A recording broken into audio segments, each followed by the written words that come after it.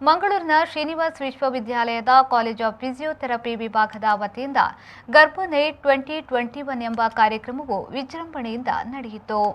ಮಂಗಳೂರಿನ ಹಂಪನಕಟ್ಟೆಯಲ್ಲಿರುವ ಕೃಷ್ಣ ಭವನ ಹೋಟೆಲ್ ಸಭಾಂಗಣದಲ್ಲಿ ಗರ್ಭನೈಟ್ ಆಯೋಜಿಸಲಾಗಿತ್ತು.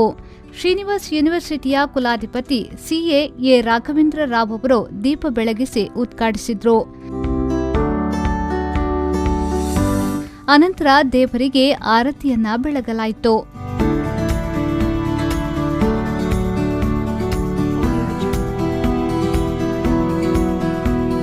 ಇದೇ ವೇಳೆ ದಾಂಡ್ಯ ನೃತ್ಯಕ್ಕೆ ರಾಘವೇಂದ್ರ ರಾವ್ ಅವರು ಕೂಡ ವಿದ್ಯಾರ್ಥಿಗಳೊಂದಿಗೆ ಹೆಜ್ಜೆ ಹಾಕಿದ್ರು.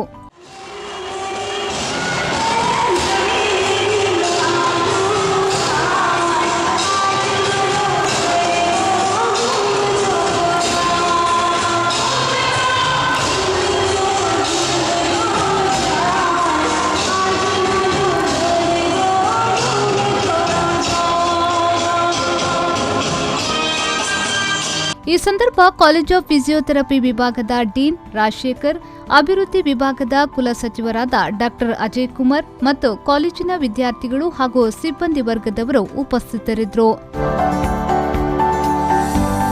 ಶರಸಾಲ್ಯನ್, ವಿ4 ನ್ಯೂಸ್, ಮಂಗಳೂರು.